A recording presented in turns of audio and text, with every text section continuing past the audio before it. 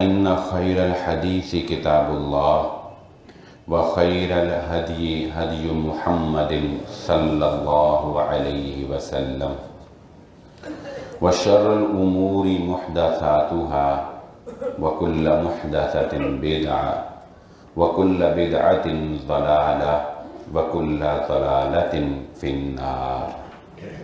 فأعوذ بالله من الشيطان الرجيم. بسم الله الرحمن الرحيم. قال الله تعالى في القرآن المجيد: لقد كان لكم في رسول الله أسوة حسنة. قابل صد احترام حاضرین مجلس، محترم مکرم سامعین اکرام، ہر قسم کی تعریفات اس خالق مالک ارض و سماوات کے لیے، اور لاکھوں کروڑوں درود و سلام آپ محمد مصطفیٰ صلی اللہ علیہ وآلہ وسلم کی ذات اقدس پر۔ آپ احباب کو یاد ہوگا کہ گزشتہ جمعہ میں ہم نے صحابہ کرام کی وہ عظیم مثالیں آپ کے گوش گزار کی تھیں جو انہوں نے رسول اللہ صلی اللہ علیہ وآلہ وسلم کی محبت میں مثالیں رقم کر کے دکھائیں۔ آج اسی عنوان کو لے کر آگے چلتے ہیں۔ اقبال کے اس شعر سے ہم اپنی گفتگو کا آغاز کرتے ہیں اور موضوع کو تعیین کرتے ہیں، جو کہ شہرائے آفاق شعر ہے کہ محمد سے وفا تو نے تو ہم تیرے ہیں، یہ جہاں چیز ہے کیا لہو قلم تیرے ہیں۔ اس شعر کو آج ذرا میں وضاحت سے آپ کے سامنے کھول کے رکھ دوں کہ اس میں شاعر نے ہمارے سامنے نقشہ کیا کھینچا ہے، کیونکہ کوئی احباب اس سے غلط مطلب نہ لے لیں کہ شاید یہ کوئی رسول اللہ صلی اللہ علیہ وآلہ وسلم کی ذات میں غلو تو نہیں کر دیا اقبال نے، اگرچہ شعراء غلو کرنے میں ماہر ہوتے ہیں، لیکن یہ شعر غلو پر مبنی نہیں بلکہ حقیقت پر مبنی ہے۔ اقبال کہتا ہے کہ اگر تم اپنے نبی صلی اللہ علیہ وآلہ وسلم کے ساتھ وفاداری کرنا سیکھ جاؤ، اگر تم اپنے نبی کے وفادار بن جاؤ، اور وفادار کون ہوتا ہے؟ جو تابع دار ہوتا ہے۔ وفاداری تابع داری کا نام ہے۔ تابع داری کا مفہوم خود رسول اللہ صلی اللہ علیہ وآلہ وسلم نے بیان فرما دیا۔ آپ نے فرمایا میری ساری امت جنت میں جائے گی سوائے اس کے کہ جس نے انکار کر دیا، یعنی اس نے خود جنت میں جانے سے انکار کر دیا۔ تو صحابہ نے حیران ہو کر پوچھا، اے اللہ کے نبی صلی اللہ علیہ وآلہ وسلم، بھلا کون ہو سکتا ہے کہ جس نے جنت میں جانے سے انکار کر دیا؟ فرمایا جس نے اس چیز کو نہ مانا جو میں محمد صلی اللہ علیہ وآلہ وسلم نے کہی، اس نے خود جنت میں جانے سے انکار کر دیا۔ گویا جنت میں جانا محمد الرسول اللہ صلی اللہ علیہ وآلہ وسلم نے جس کام کے کرنے کا کہا اس کام کا کرنا، اور جس کام سے رک جانے کا کہا اس کام سے رک جانا، یہ جنت میں چلے جانے کا نام ہے۔ تو اقبال نے کہا کہ محمد سے وفا تو نے تو ہم تیرے ہیں۔ ہاں، یہ وفاداری کر کے دکھاؤ گے تو یہ اللہ کہہ رہا ہے۔ یہ کون کہہ رہا ہے؟ شاعر کی زبان میں اللہ کہہ رہا ہے کہ اگر تم میرے نبی سے وفا کرو گے تو تمہیں کون ملے گا؟ اللہ مل جائے گا، ہم تمہارے ہو جائیں گے۔ تو جس کو اللہ کی محبت اور اللہ کی چاہت مل جائے اس کے پیچھے اور کیا رہ جاتا ہے بتائیں بھلا؟ یہ جہاں چیز ہے کیا لہو قلم تیرے۔ اللہ تعالیٰ کہتے ہیں کہ اے بندے تو میرے نبی سے وفا کر کے دکھا، یہ جہان چیز تو کیا ہے؟ لوح قلم تیرے ہیں، یعنی ہم تجھے زندگی میں وہ کامیابی اور وہ کامرانی اور وہ مقام عطا کر دیں گے کہ گویا تو اپنی ہاتھ سے اپنی تقدیر لکھتا چلا جا رہا ہے۔ اس کو سمجھنے کے لیے میں بہترین مثال جو آپ کے گوش گزار کر سکتا ہوں وہ حضرت خالد بن ولید رضی اللہ تعالیٰ عنہ کی مثال ہے۔ جس آدمی کو یہ کہا جائے کہ تم اپنی تقدیر خود لکھ، بتائیں وہ کبھی تقدیر میں شکست لکھے گا؟ وہ کبھی نقصان لکھے گا؟ وہ کبھی خرابی لکھے گا؟ وہ کبھی کوئی بھی تنزلی لکھے گا؟ وہ تو عروج ہی عروج لکھے گا۔ تو حضرت خالد بن ولید رضی اللہ تعالیٰ عنہ نے جب نبی صلی اللہ علیہ وآلہ وسلم سے وفاداری کا ثبوت پیش کیا تو وہ ایسے ہو گئے کہ جیسے لوح قلم تیرے ہیں، کہ جدھر جاتے تھے فتح ہی فتح ہوتی تھی۔ لوگوں نے کہنا شروع کر دیا خالد جدھر کا رخ کرتا ہے فتح اس کا مقدر بن جاتی ہے، شکست کا کوئی تصور ہی نہیں۔ اس نظریے کو ختم کرنے کے لیے کہ فتح خالد سے وابستہ نہیں، فتح اللہ سے وابستہ ہے، حضرت عمر رضی اللہ تعالیٰ عنہ نے حضرت خالد رضی اللہ تعالیٰ عنہ کو معزول کر کے بتایا کہ جو بھی محمد صلی اللہ علیہ وسلم سے وفا کرے گا فتح اس کا مقدر ہوگی، فتح خالد کے ساتھ خاص نہیں ہے۔ شرط کیا ہے؟ کہ محمد الرسول اللہ صلی اللہ علیہ وآلہ وسلم کی اطاعت، آپ کی فرما برداری، جیسے آپ نے کہا ویسے کر کے دکھانا، نہ اس سے تجاوز کرنا نہ اس سے کمی کرنا ہے۔ اور جو یہ وفاداری کا ثبوت پیش کرتا چلا جاتا ہے، اس امتی ہونے کی حیثیت سے محمد الرسول اللہ صلی اللہ علیہ وآلہ وسلم کی نسبت سے اللہ رب العزت کے انعامات اور اس کی رحمت جو ہے وہ اس کے اوپر برسنا شروع ہو جاتی ہے۔ اس امت کے خواص میں سے ایک خاصہ جو دلوں کو باغ باغ کر دے گا کہ رسول اللہ صلی اللہ علیہ وآلہ وسلم نے ارشاد فرمایا، میری امت میں جو انسان ان 4 کاموں کو اختیار کر لے، یہ 4 کام جو بندہ اختیار کر لے، بتاؤں گا کہ اس کو کیا ملے گا۔ نمبر 1 کہ وہ کسی کاہن کے پاس، کسی نجومی کے پاس، اور یہ کتنے جو بیٹھے ہوئے ہیں لوگوں کا ایمان لوٹنے کے لیے، وہ کسی کے پاس دم کروانے کے لیے نہیں جاتا۔ نمبر 2 وہ فال نہیں نکلواتے۔ نمبر 2 وہ فال نہیں نکلواتے۔ فال نکالنا مشہور و معروف ہے، آپ کو پتا ہے فال کیا ہوتی ہے۔ نمبر 3 وہ اپنے جسموں کو داغتے نہیں ہیں۔ جسم کو داغنا، جیسے کہ آج کل بھی یہ ٹیٹوز بنائے جاتے ہیں، اور پہلے زمانوں کے اندر اس داغنے سے علاج بھی کیا جاتا تھا۔ جسم کو لوہے کو گرم کر کے داغا جاتا تھا، اس سے ایک علاج بھی کیا جاتا۔ تو جسم کا داغنا، چاہے وہ لوہا گرم کر کے ہو، چاہے وہ کسی لیزر، آج کل لیزر آئی ہوئی ہیں بڑی فاسٹ، چاہے وہ لیزر سے ہو، چاہے وہ کوئی عاشق اپنے بلیڈ سے اپنے بازو پر داغ دے، یا کچھ بھی کرے، یا کوئی سگریٹ سے داغنا شروع کر دے، یعنی وہ یہ داغنے والا کام نہ کرتے ہوں۔ اور اس کی تو ایک وعید بھی آئی ہے کہ رسول اللہ صلی اللہ علیہ وسلم نے فرمایا کہ جو بندہ اپنے جسم کو یہ داغتا ہے وہ گویا جہنم کا ایندھن بننے والا ہے۔ چوتھا کام، کہنے کو یہ کام بڑے آسان ہیں، لیکن یہ جو آخری کام ہے یہ اپنے اندر بہت جامعیت رکھتا ہے اور جوامع الکلم میں سے ہے۔ اور وہ کیا کہ رسول اللہ صلی اللہ علیہ وسلم نے فرمایا کہ چوتھا کام وہ یہ کرتے ہیں کہ ان کو اللہ رب العزت کے علاوہ کسی اور کے اوپر یقین نہیں ہوتا، وہ صرف اللہ پر یقین کرتے ہیں۔ انسان ڈول جاتا ہے جب مصیبت پریشانی آتی ہے نا، انسان بہک جاتا ہے۔ اللہ پر یقین کا مطلب کیا؟ یہ نہیں کہ اسباب اختیار نہیں کرتے، اسباب اختیار کرتے ہیں، لیکن ان کا یقین پختہ ہوتا ہے کہ جو بھی ہوگا وہ اللہ کے حکم اور اللہ کے اذن اور اللہ کی مرضی سے ہوگا۔ اللہ کے حکم اور اللہ کی مرضی کے علاوہ کچھ نہیں ہو سکتا، نہ کوئی کچھ کر سکتا ہے۔ یہ 4 کام کتنے آسان ہیں، کہنے میں، بولنے میں، سننے میں، لیکن عملی طور پر یقیناً یہ ایک بہت بڑی آزمائش بھی ہے۔ لیکن ملے گا کیا؟ رسول اللہ صلی اللہ علیہ وآلہ وسلم نے ارشاد فرمایا، یہ 4 کام کرنے والے میری امت میں 70,000 بندے ہوں گے، 70,000۔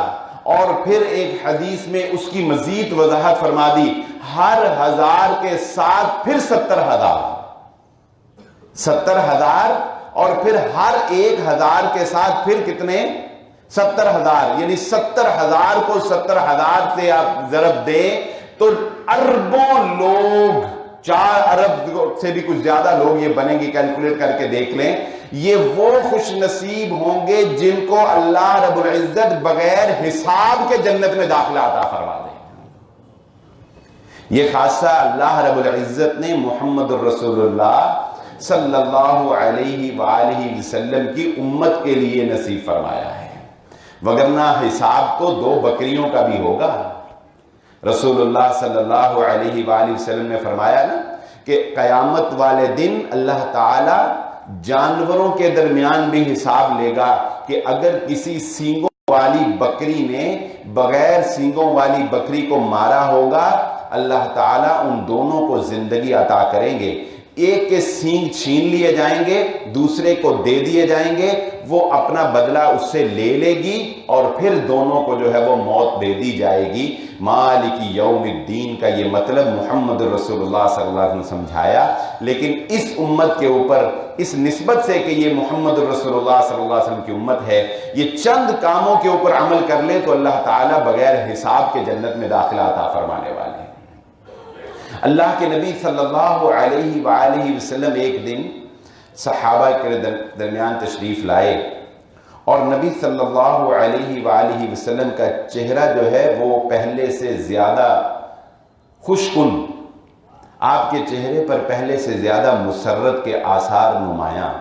بس اوقات ہوتا ہے انسان کا یہ چہرہ اگر اداسی ہو تو اس پر جھلک آتی ہے، غصہ ہو تو جھلکتا ہے، اور کبھی انسان بہت خوش ہو نا تو خوشی جھلکتی ہے انسان کے چہرے سے۔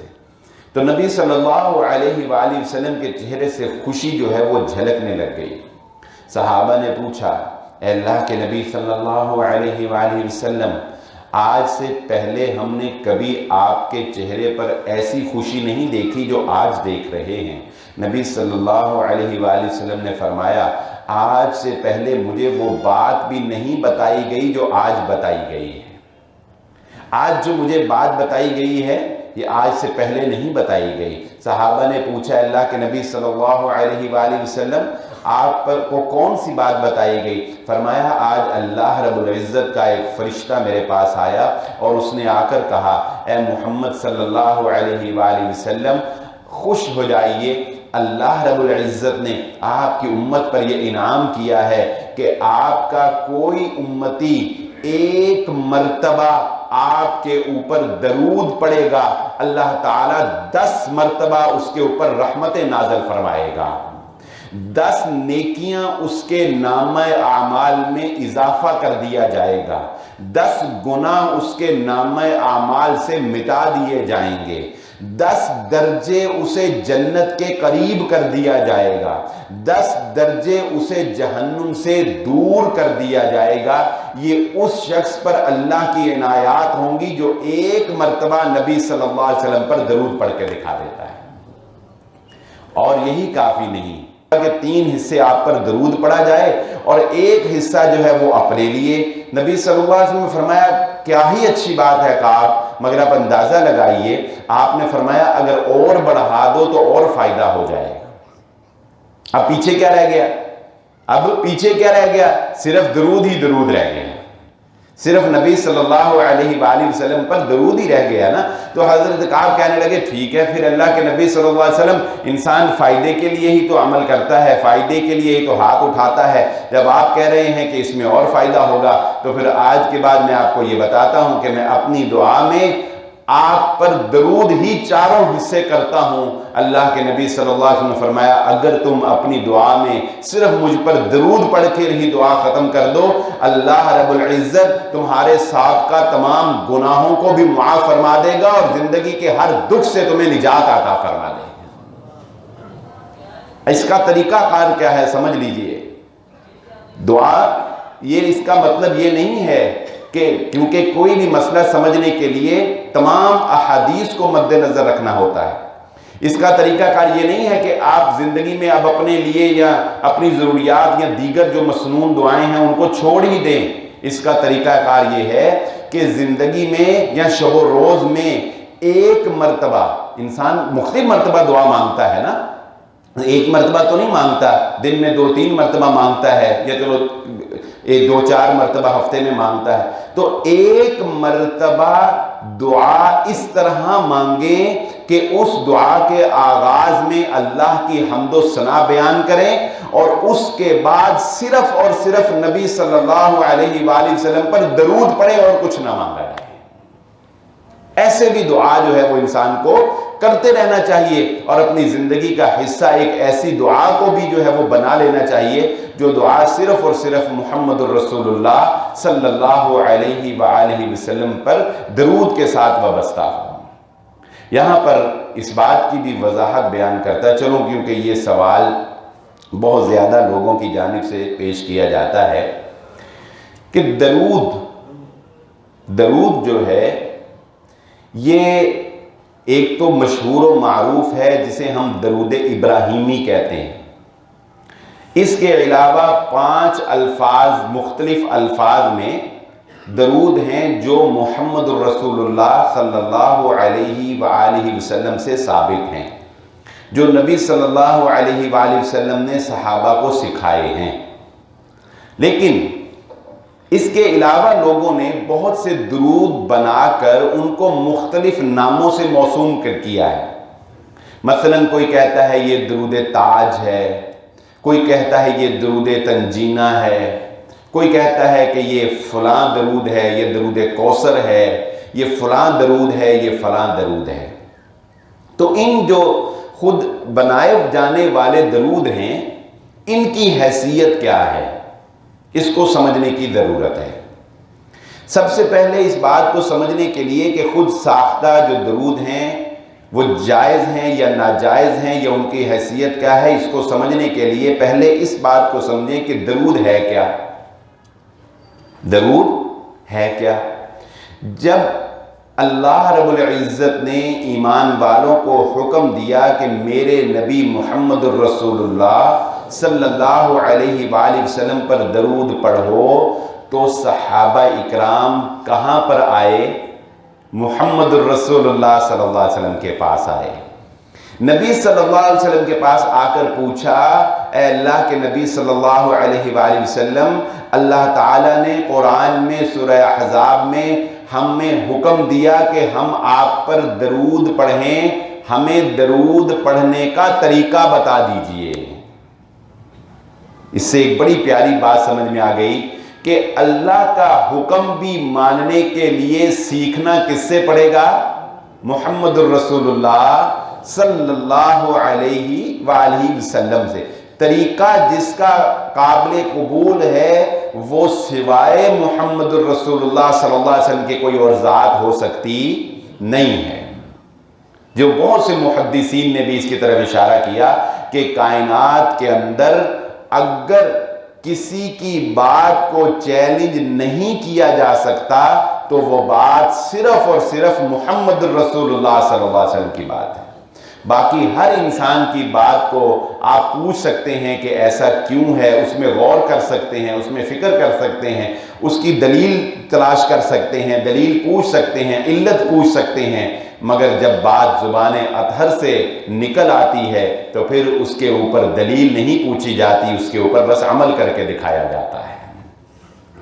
تو صحابہ نبی صلی اللہ علیہ وسلم سے پوچھتے، تو پھر نبی صلی اللہ علیہ وآلہ وسلم صحابہ کو سکھاتے ہیں کہ درود یہ ہے کہ تم اللہ سے دعا کرو۔ درود کا آغاز ہم کہاں سے کرتے ہیں؟ اللہم صلی علی محمد۔ اس کا معنی کیا ہے؟ اے اللہ، یعنی درود کیا ہے؟ اللہ سے دعا۔ اللہم، اے اللہ، کیا کیجئے؟ اے اللہ، ہم تجھ سے دعا کرتے ہیں کہ اپنے نبی محمد صلی اللہ علیہ وآلہ وسلم پر رحمت نازل فرما، وعلی آل محمد صلی اللہ علیہ وآلہ وسلم۔ خیر یہ آل کی بحث پہ آگے لمبی ہے، لیکن پتہ یہ چلا کہ درود اللہ رب العزت سے ایک دعا ہے جو ہم نبی صلی اللہ علیہ وآلہ وسلم کی رفع درجات کے لیے اور اللہ تعالیٰ کی ان کے اوپر رحمتوں کے لیے اللہ سے کرتے ہیں۔ اب یہ دعا کوئی بھی بندہ اپنے الفاظ میں اللہ سے کر سکتا ہے، اس میں کوئی ایسی حرج والی بات نہیں۔ اللہ سے دعا کرنی ہے نا، تو آپ اللہ سے کوئی پنجابی میں کریں، اردو میں کریں، انگلش میں کریں، یا اپنے الفاظ میں کریں، جیسے بھی کریں، نبی صلی اللہ علیہ وسلم کے لیے دعا کرنے میں کوئی حرج ہے؟ یہ تو پابندی نہیں نا کہ اگر آپ نے نبی صلی اللہ علیہ وسلم کے لیے دعا کرنی ہے تو صرف وہی کریں جو نبی صلی اللہ علیہ وسلم نے سکھائی۔ دعا میں کوئی ایسی پابندی شریعت نے نہیں لگائی کہ آپ الفاظ مخصوصہ سے دعا کریں، اپنے الفاظ میں بھی اللہ سے دعا کر سکیں۔ تو اس لیے اگر کوئی بندہ اپنے الفاظ میں نبی صلی اللہ علیہ وآلہ وسلم کے لیے دعا کرتا ہے، اپنے الفاظ میں آپ کی نعت پڑھتا ہے، آپ کی تعریفی کلمات کہتا ہے، تو وہ دعا دراصل اس کو درود کا نام دے دیا جاتا ہے، اس میں کوئی ایسی حرج والی بات نہیں ہے، وہ جائز ہے۔ لیکن جو کام اگلا ہے وہ ناجائز ہے۔ یہاں تک تو ٹھیک ہے کہ آپ نے کوئی بھی اچھے الفاظ، کوئی بھی پیارے الفاظ نبی صلی اللہ علیہ وآلہ وسلم کے لیے دعائیہ اختیار کیے، آپ نے کہا یہ درود ہے، یہ میں نے اپنی طرف سے یہ الفاظ بنائے ہیں، مجھے بڑے پسند آئے، مجھے بڑے اچھے لگے، ٹھیک ہے۔ لیکن یہ جو نام ان کو دیے جاتے ہیں، دراصل ان ناموں کو پھر ان کی فضائل کے ساتھ بھی جوڑا جاتا ہے، اور پھر ان الفاظ کے اندر غلو بھی اختیار کیا جاتا ہے۔ مثال کے طور پہ جہاں آپ کو ایک پمفلٹ پہ لکھا ہوا ملے گا نا کہ یہ درود تاج ہے، یہ درود تنجینہ ہے، یا یہ فلاں درود ہے، وہاں نیچے ساتھ میں یہ لکھا ہوا بھی ملے گا کہ یہ درود اتنی مرتبہ پڑھنے سے آپ کو اتنا ثواب ملے گا، 80 گھوڑے آزاد کرنے کا ثواب ملے گا، 70 غلام آزاد کرنے کا ثواب ملے گا۔ یہ بات محمد الرسول اللہ صلی اللہ علیہ وآلہ وسلم کے علاوہ کوئی نہیں بتا سکتا۔ یہ بات غلط ہے، یہ بات کیا ہے؟ غلط ہے۔ اور اس کا نام ایسے رکھ دینا کہ اس سے یہ اندازہ ہو کہ یہ درود جو ہے یہ پڑھنے سے، جو درود تنجینہ ہے، اس کا مطلب ہے کہ یہ پڑھنے سے نجات مل جاتی ہے، ایسی کوئی بھی بات اپنے الفاظ کے ساتھ وابستہ کرنا، یہ سوائے، یہ خاصہ صرف اور صرف محمد الرسول اللہ صلی اللہ علیہ وسلم کے پاس ہے کہ وہ بتا سکتے ہیں کہ کون سا کام کرنے سے تمہیں کتنا ثواب ملے گا، اور کون سا وظیفہ کرنے سے اللہ رب العزت کی کیا عنایات اور کیا رحمتیں تمہارے اوپر نازل ہوں گی، یہ کوئی اور بتا نہیں سکتا۔ اور نبی صلی اللہ علیہ وآلہ وسلم پر درود پڑھنے کا یہ ادب اور آداب بھی ذہن نشین رکھ لیجئے کہ یہ معاملہ اتنا لائٹ نہیں ہے، اتنا معمولی نہیں ہے۔ اللہ نے اپنے نبی محمد صلی اللہ علیہ وآلہ وسلم کو ایک مقام دیا ہے، ایک مرتبہ دیا ہے، آپ کو ایک وقار دیا ہے۔ تو نبی صلی اللہ علیہ وآلہ وسلم نے فرمایا، جس کے سامنے میرا نام یعنی محمد الرسول اللہ صلی اللہ علیہ وآلہ وسلم کا نام لیا گیا اور اس نے میرے اوپر درود نہ پڑھا، خطی طریق الجنہ، وہ جنت کا راستہ غلطی کھا گیا، اس کو غلطی لگ گئی جنت کا راستہ تلاش کرنے میں، بھول گیا وہ جنت کا راستہ۔ کیوں؟ کیونکہ جنت کا راستہ محمد الرسول اللہ صلی اللہ علیہ وآلہ وسلم کی اتباع کا راستہ ہے، آپ کی اطاعت کا راستہ ہے، آپ کی فرما برداری کا راستہ ہے۔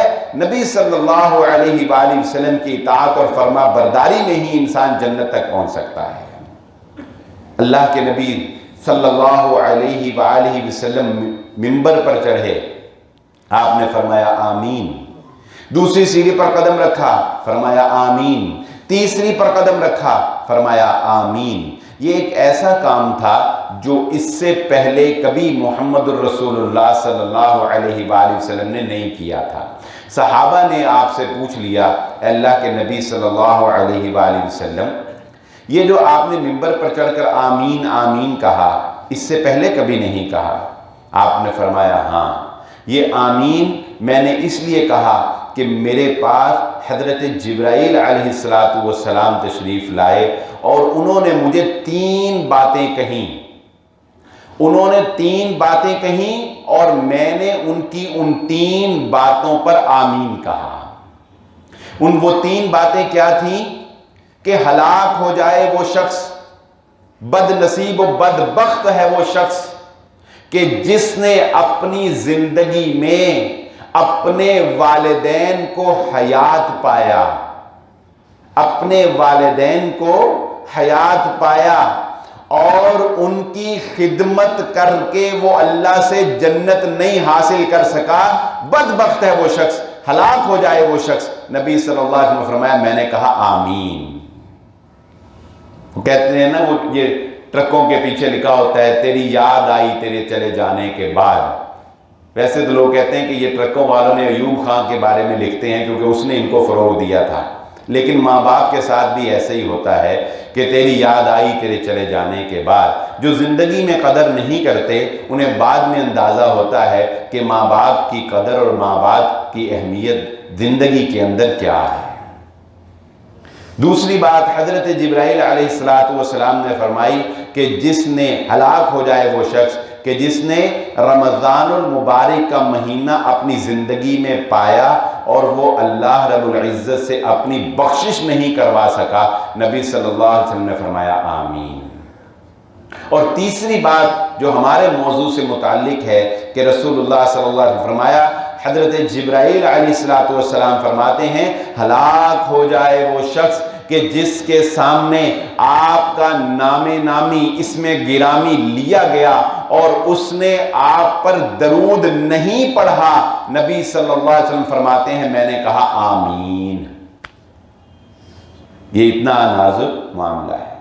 اور جو شاعر نے کہا ادب پہلا کرینہ ہے محبت کے کرینوں میں، انسان جس سے محبت کرتا ہے اس کی تابعداری اور اطاعت اور فرما برداری وہ بہت ضروری ہے۔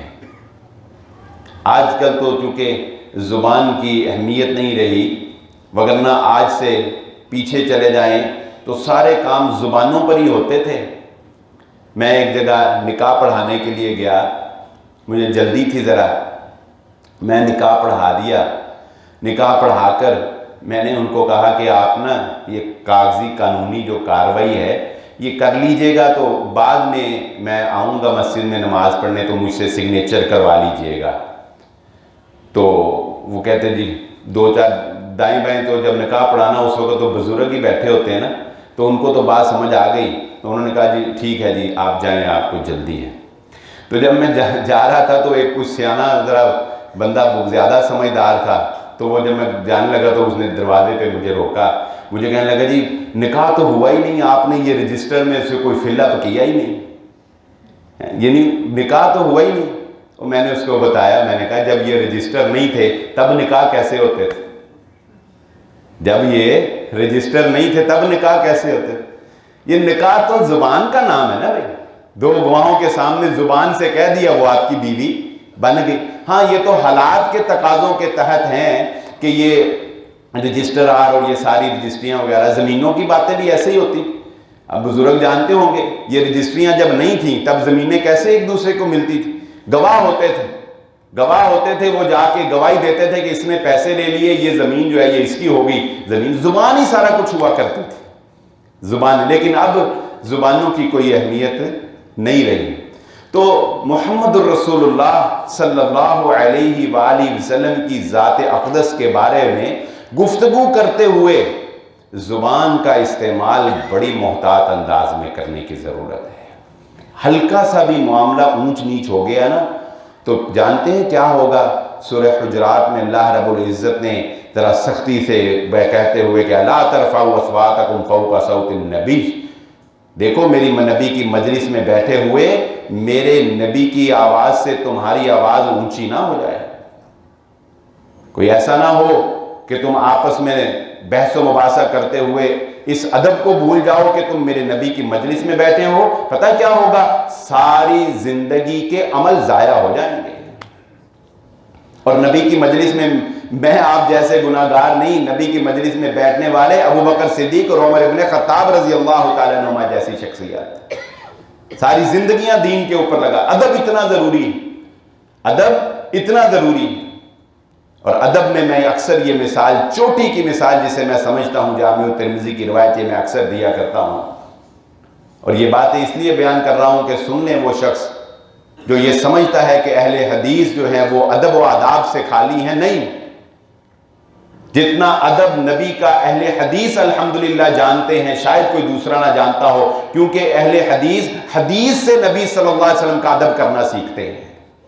اہل حدیث صحابہ سے نبی صلی اللہ علیہ وسلم کا ادب کرنا سیکھتے ہیں. اہل حدیث اس کو ادب مانتے ہیں جو ادب صحابہ کا، جو ادب نبی صلی اللہ علیہ وسلم کا صحابہ نے کر کے دکھایا ہے. نبی صلی اللہ علیہ وسلم کے جوتے کی تشریح بنا کر اس پر آپ صلی اللہ علیہ وسلم کا نام لکھ کر لٹکا لینے کو ہم ادب و آداب نہیں مانتے.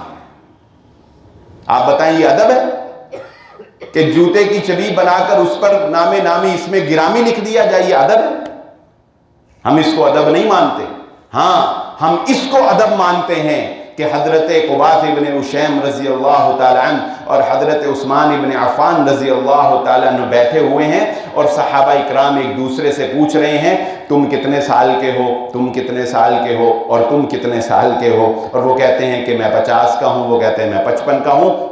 اسی دوران حضرت عثمان ابن عفان رضی اللہ تعالیٰ عنہ حضرت قباث ابن اشیم رضی اللہ تعالیٰ عنہ سے پوچھتے ہیں اَأَنْتَ أَكْبَرُ أَمْ رسول اللہ صلی اللہ علیہ وآلہ وسلم، یہ بتائیے کیا آپ بڑے ہیں یا نبی صلی اللہ علیہ وآلہ وسلم بڑے ہیں؟ کون بڑا ہے؟ اچھا، اب سیاق و سباق سے گفتگو سے آپ کو سمجھ آ گئی نا کہ کیا پوچھنا چاہتے ہیں وہ، کہ عمر میں کون بڑا ہے؟ یہی پوچھنا چاہتے ہیں نا.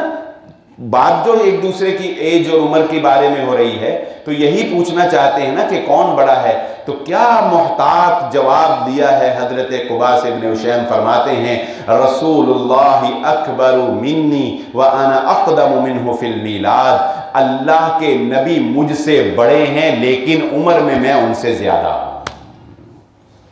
اقدم، میں پیدا پہلے ہوا ہوں، پیدا میں پہلے ہوا ہوں، مگر محمد الرسول اللہ صلی اللہ علیہ وآلہ وسلم وہ مجھ سے بڑے ہیں. یہ وہ ادب اور آداب ہیں جو گفتگو میں صحابہ اکرام نے محمد الرسول اللہ صلی اللہ علیہ وآلہ وسلم کے سکھائے ہیں. اور جب یہ سورہ حجرات کی آیات نازل ہو گئیں تو وہ صحابی جن کی آواز قدرتاً اونچی تھی وہ رونے لگ گئے، آنکھوں سے آنسو جاری. کیوں؟ اس لیے رو رہے ہیں، جب اپنے رونے کی وجہ بیان کی اپنے ساتھی کو تو کہا میں روتا ہوں کہ میرے تو سارے عمل ہی ضائع ہو گئے کہ میری تو آواز ہی اونچی ہے، میں جب بھی بولوں گا نبی صلی اللہ علیہ وسلم سے اونچا بولوں گا.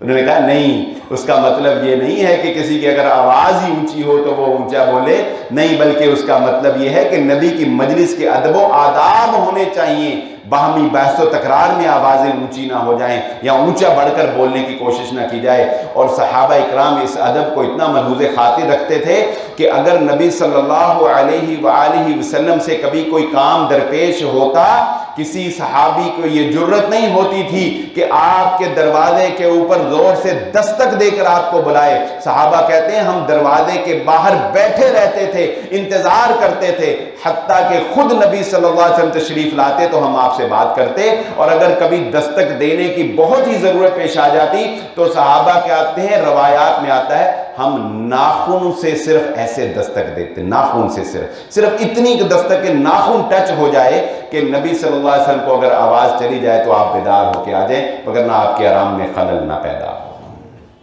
یہ ہے وہ ادب، یہ ہے وہ احترام جو محمد الرسول اللہ صلی اللہ علیہ وآلہ وسلم کا کرنا ہے. یہ ادب اور احترام ہم نہیں مانتے کہ ایک خاتون بے پردہ بھی ہو، اس نے لپسٹک بھی لگائی ہو، میک اپ بھی اس نے کسی فیشنیبل پارلر سے کروایا ہو، سر پہ اس کے دوپٹہ نہ ہو، اور وہ پاس بٹھائے کسی نعت خواں سے اس سے نبی صلی اللہ علیہ وآلہ وسلم کی تعریفیں سن رہی ہو، اور وہ خاتون جو ہے وہ نبی صلی اللہ علیہ وآلہ وسلم کے نعت پڑھ رہی ہو، نعتیہ کلمات کہہ رہی ہو، اور دھجیاں اڑا دی اس نے دین کی اس عمل کی جو اللہ نے قرآن میں سورہ نور میں سورہ احزاب میں پردے کے احکامات نازل فرمائے. یہ کیسا ادب ہے؟ یہ کیسا ادب اور احترام ہے؟ نہیں، یہ دھوکہ لگ گیا ہمیں کہ ہم نے فرائض کو چھوڑ دیا اور نوافل کو ہم نے ترجیح دے دی. یہ بات تو بہت ضروری ہے. ایک آخری بات سنا کے آپ بات ختم کرتا ہوں. یہ نقص ہمارے اندر بہت آ گیا، اور میں نے اکثر اس کی طرف نشاندہی کی کہ ہم لوگ احکامات کی اہمیت سے واقف نہیں رہے کہ کون سے عمل کی اہمیت کتنی ہے، کون سے عمل کی اہمیت کتنی ہے، کس عمل کا کیا درجہ ہے. فقہاء نے ساری زندگیاں جو کھپا دیں یہی سمجھانے میں تو کھپائیں. جب ہم یہ کہتے ہیں نا کہ یہ فرض ہے، یہ سنت ہے، یہ نفل ہے، یہ مستحب ہے، یہ کہتے ہیں نا، یہ باتیں آپ معروف سنتے، تو وہ کہنے کا مقصد کیا ہوتا ہے؟ کام تو سارے ہی دین میں ہوتے ہیں. بتانا یہ مقصود ہوتا ہے کہ کس عمل کی اہمیت کیا ہے، اس کو کس درجے پہ کرنا ہے، کس عمل کی اہمیت کیا. اب ایک آدمی ساری رات نماز پڑھتا رہے، ساری رات عبادت کرتا رہے، اور عبادت کر کر کے اتنا تھک جائے کہ وہ فجر کی نماز نہ پڑھ سکے، تو بتائیں اس نے کوئی کمال کیا؟ اس نے تو کوئی کمال نہیں کیا. اس کی ساری رات مصلی پر کھڑے رہنے سے یہ بہتر تھا کہ وہ فجر کی نماز باجماعت پڑھ لیتا. عشاء کی نماز اس نے باجماعت پڑھی ہوتی تو محمد الرسول اللہ صلی اللہ علیہ وسلم کے فرمان کے مطابق اللہ رب العزت اسے ساری رات عبادت کا ثواب عطا فرما دیتا. مثال جو میں آپ کو لطیفہ ایک سنانے لگا تھا، وہ یہ میرے ایک دوست تھے، انہوں نے اپنے ایک ملازم رکھا نیا، سمجھ کی بات کرنے لگا ہوں. اس کو انہوں نے کہا کہ یار جاؤ فلاں جگہ سے نا، وہ کنسٹرکشن کا کام کرتے تھے، انہوں نے کہا کہ فلاں جگہ سے نا ایک ٹائلوں کا ڈبہ رہ گیا ہے، وہ ٹائلز کا ڈبہ لے کے رکشہ کرواؤ اور رکشے پہ رکھ کے تو وہ ٹائلز کا ڈبہ مجھے یہاں فلاں TNT کلونی میں پہنچا دو. اس نے کہا جی ٹھیک ہے. اب وہ بڑا سمجھدار تھا، وہ گیا، اس نے وہاں سے جو بھی ٹائل کا ڈبہ لیا. اس نے سوچا یا 300 روپیہ رکشے کا جو کرایہ جو 200-300 میں نے دینا ہے، چلو میں مالک کا بھلائی سوچتا ہوں. اس نے سائیکل کے پیچھے اسٹینڈ ایسے کیا، پیچھے ٹائلیں رکھیں، رسی باندھی، سائیکل پر چل پڑا کہ مالک خوش ہوگا، جب جا کے پہنچوں گا بتاؤں گا کہ یہ دیکھیں جی میں آپ کا 200-300 کرایہ بھی بچا لایا ہوں. تو وہ کہتے ہیں کہ جب وہ آ کے اس نے میرے سامنے ٹائلیں رکھی، ڈبہ کھولا تو اندر سے ٹائلیں ساری ٹوٹی، ٹائلیں ساری ٹوٹی ہوئی. اور اس نے کہا بیوقوفہ 200 روپیہ کرایہ تو نے میرا بچا کے یہ 5,000 10,000 کی ٹائلیں توڑ دی، تو نے کون سی عقل مندی کی؟ بات یہ ہے کہ اہمیت کا اندازہ نہیں ہے نا، کہاں پہ کون سی چیز بچانی ہے، کہاں پہ لگانی. یہ دنیاوی مثال میں نے آپ کو دی ہے تاکہ آسانی سے. اسی طرح دین میں بھی ہمیں سمجھ نہیں ہے، دین میں بھی ہمیں سمجھ نہیں ہے کہ کون سا کام کتنی اہمیت کا حامل ہے، اسے کیسے کرنا ہے، کب کرنا ہے، کس کو چھوڑنا ہے، کس کو اپنانا ہے. اس بات کو سمجھنا بہت ضروری ہے. اللہ رب العزت سے دعا ہے اللہ مجھے اور آپ کو جو کہا اور جو سنا سمجھنے کی اور عمل کرنے کی توفیق عطا فرمائے. وما علیہ الا البلاغ.